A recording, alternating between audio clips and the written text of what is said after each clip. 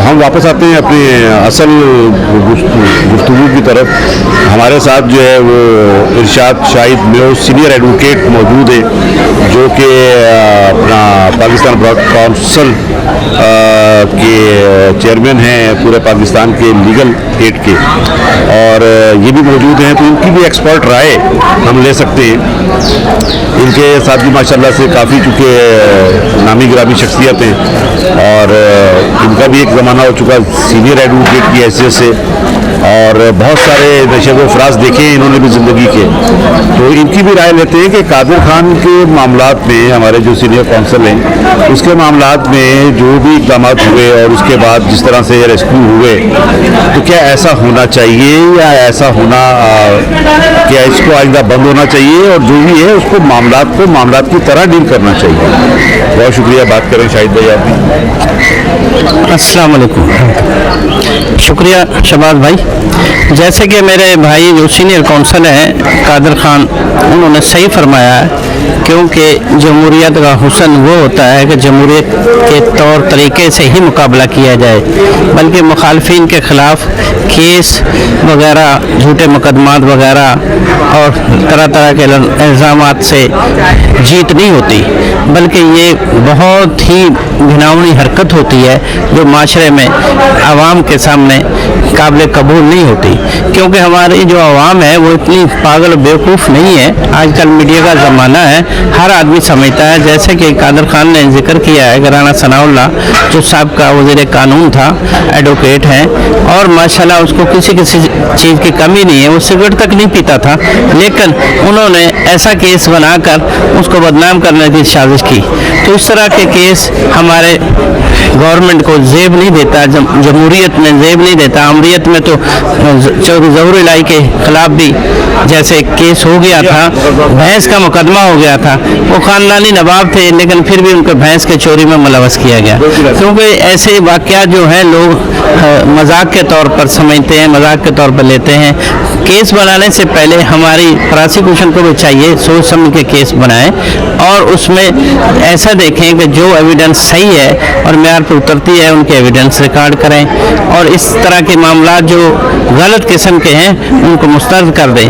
क्योंकि रिज़्क़ देने वाली ज़ात अल्लाह की है, अल्लाह रिज़्क़ देता है। नौकरी की वजह से आप झूठ पर मबनी मुकदमात बनाते हो और हलफनामा अदालत में उठाते हो। क्योंकि हमने कलमा पढ़ा है, ला इलाहा इल्लल्लाह मुहम्मद रसूलुल्लाह, हम इसी ज़ुबान से कलमा पढ़ते हैं, इसी ज़ुबान से निकाह पढ़ते हैं, तो फिर हमारी ज़ुबान तो नहीं है, और इसी ज़ुबान से हम जाके कोर्ट में अगर हलफ देंगे कि ला इलाहा इल्लल्लाह मुहम्मद रसूलुल्लाह, जो कुछ कहूँगा मैं सच कहूँगा, सच के अलावा कुछ कहा तो मुझ पर अल्लाह का कहर नाज़िल हो।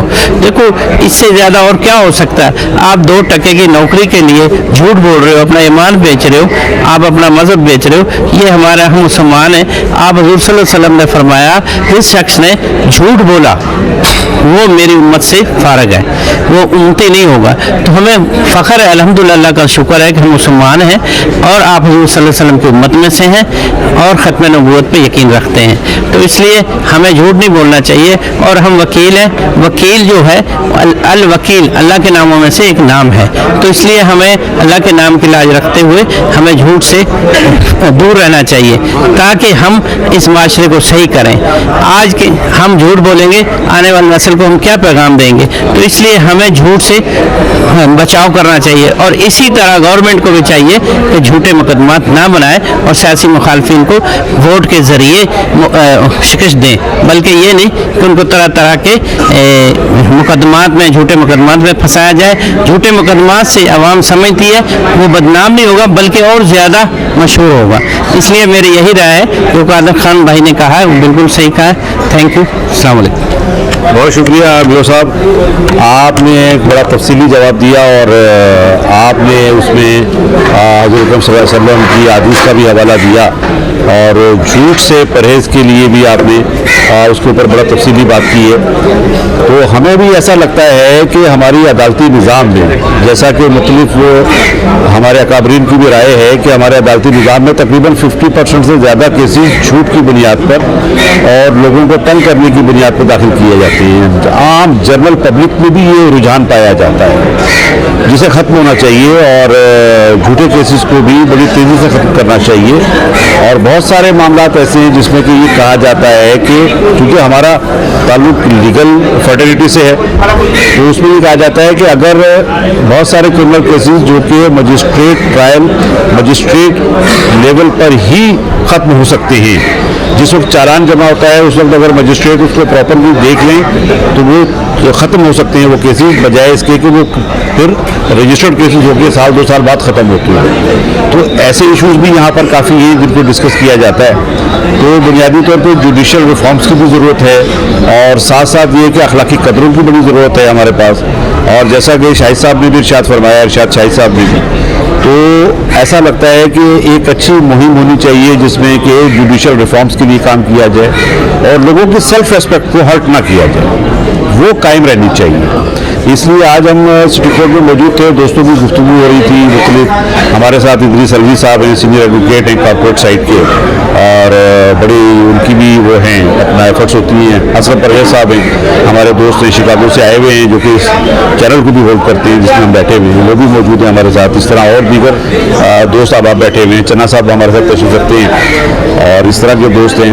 तो मैं दोस्तों का तमाम का शुक्रिया भी अदा करता हूँ और उनकी राय का भी एहतराम करते हुए हम चाहते हैं कि जी अगर किसी को इसमें अगर कोई क्वेश्चन है, कोई क्वेरी हो किसी की, तो वो हमसे रब्ता कर सकता है और वो हमारे चैनल से रब्ता कर सकता है। मज़ीद कोई राय देना चाहे तो वो भी राय दे सकता है, वकला बरादरी में से कोई राय देना चाहें इन इशूज़ के ऊपर, या फिर आम पब्लिक में से भी कोई राय देना चाहें, तो हम लोग हाजिर हैं। हमारा प्लेटफॉर्म उनके लिए हाजिर है। हम उनकी राय का एहतराम करते हुए वो राय जो है वो नशर कर दिया करेंगे। बहुत शुक्रिया, नवाजिश, अल्हम्दुलिल्लाह, अल्लाह हाफिज़।